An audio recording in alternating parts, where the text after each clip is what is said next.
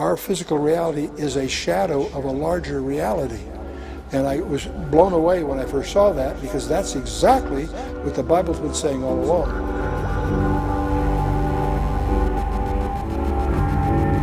We have all been trained in Euclidean geometry, three-dimensional worlds. Einstein made scientific history by recognizing that we really live in 4 dimensions, by adding time to the mix. Time is a physical property. We know that we live in at least 10. That's the current dimensions. 4 of them are directly, we can experience them. But we know there's 6 others that we can't get at directly, but we know we can infer their existence mathematically.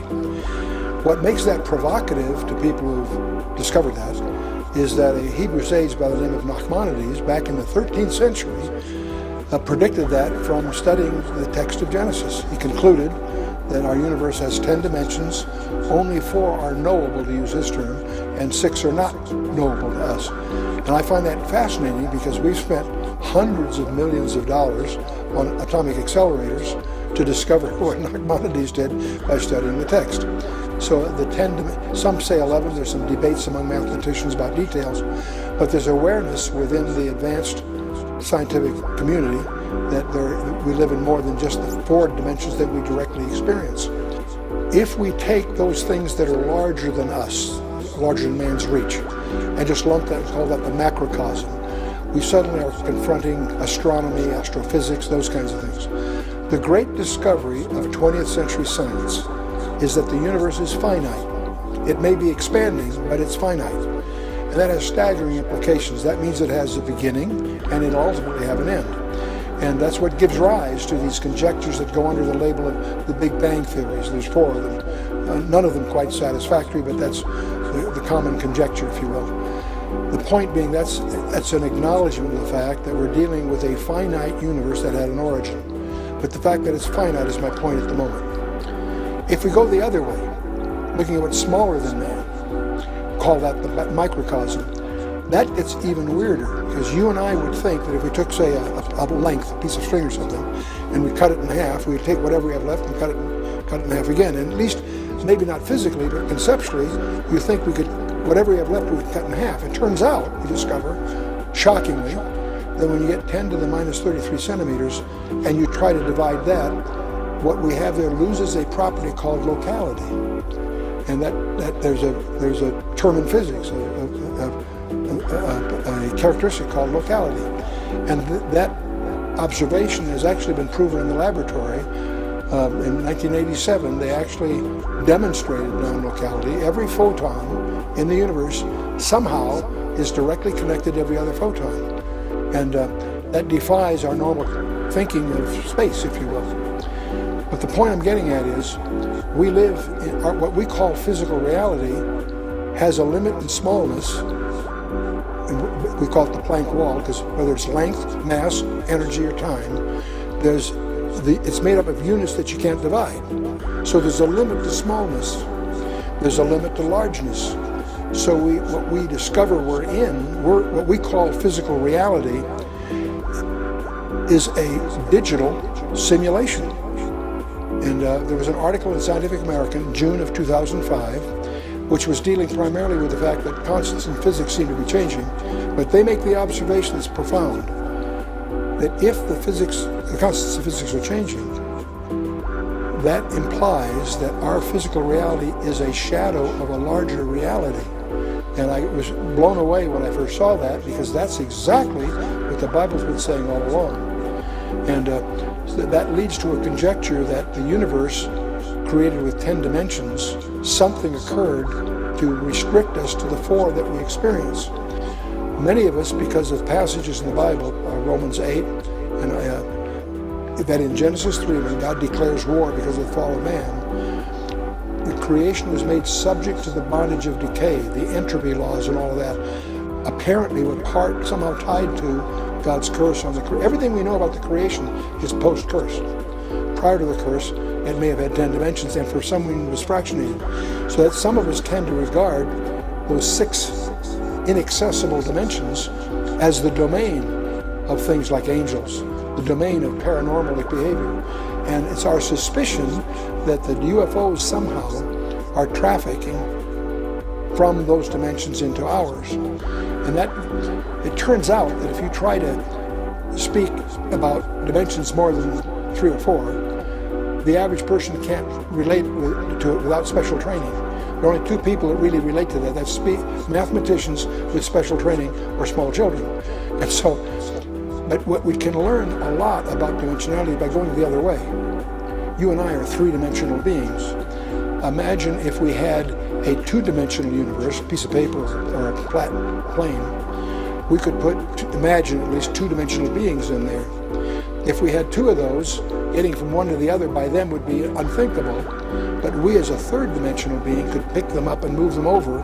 To them, miracles happen beyond their understanding. If I as a 3-dimensional being put my finger through their 2-dimensional world, they wouldn't see my finger. They'd see a thing that was a ring, and then it would shrink as if a ball passed through, it would appear as a dot, it would become a ring. In other words, it only would be seeing the intersection of that 3-dimensional thing with their 2-dimensional world. So we begin to get some feeling for dimension. Another example, if I have 2 beings there in that 2-dimensional world, I could put my finger 1/millionth of an inch away from each of them, no matter where they are. I can enjoy greater intimacy with each of them than they can with each other. So we certainly, the whole concept of an additional dimension starts to, you get a feeling for what that might mean. The evening of the resurrection, they were gathered in a room, frightened, doors were locked, 6-sided space, 4 walls, a floor and a ceiling. They're there, nervous. And who shows up right in the middle but Jesus himself? At first they're frightened, naturally, confused, thinking maybe he's a spirit or something, and he challenges them. He says, handle me and see. A spirit doesn't have flesh and bone as you see me have. So he, in his resurrection body, has some peculiar properties, because he apparently, obviously, has the ability to enter and leave a 6-sided space without passing through the 6 sides. And a mathematician can deal with it. There's ways of mathematically dealing with that. To a mathematician that's skilled here, he would argue that it would take at least 11 dimensions to do that the way it seems to be described. Fine, whatever it is, it is. John, in his first letter, in chapter 3, verse 2, makes an interesting remark. He says, beloved, it doth not yet appear what we shall be, but we shall know that when he shall appear, we shall be like him, for we shall see him as he is. What I hear that saying is that we will enjoy the same dimensionality he has. If I show you a picture of me, I'm showing you a 2-dimensional representation of a 3-dimensional object. That's not what we're talking about here. We're talking about something that's more comprehensive. We shall see him as, we will be like him, for we shall see him as he is. So that gives us a glimpse of what the resurrection body that the Bible talks about deals with. But again, see, we're going into what would be called technically a hyperspace, more than 3 dimensions. And that's not easy to do. I spend more of my time, as I try to promote the Bible in various contexts, I spend most of my time undoing the effects of bad science. Most of what we're taught in college, not just high schools, is not true. Astronomy is obsessed with gravity, and if you get outside the solar system itself, gravity becomes a non-player. The plasma physicists have been trying to tell us that for years, no one's listening. So that's why we did Beyond Newton as our group. We went into all of that. The electric sky, the fact that when you get out to galaxies, you're talking about electrical behavior, not gravitational behavior. The astronomy world hasn't discovered that, because gravity's instinctive. James Clerk Maxwell equations are not instinctive. It takes very special study. They behave very different. That's what David Bohm got so coming out of the plasma world, became so fascinated with it. He's the one that predicted at least the possibility that the universe may be really some kind of super hologram. And now they're beginning to get some suggestive evidence that that may be true. But again, the scientific community continually, well, I should put it the other way, our educational establishment continues to feed the kids stuff that is just not true. The nebular hypothesis, the birth of the planets, provably not true, and yet it's still taught at the college level. If you take a course in astronomy, you'll get exposed to the so-called nebular hypothesis. And not that it's shreddable, it's mathematically impossible.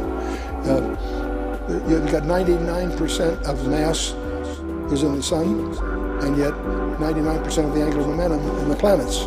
How do you get there? It turns out you can't. They were brought here. And what's so interesting, as we learn more of good science, it's converging to the very image the Bible tells in the first place. The 4 dimensions that Einstein discovered are listed in Ephesians 3:18. And you could go on, example after example. The zero-point energy. Some of the most advanced concepts in the field of astrophysics are in the Bible, but just not recognized because of that disjuncture.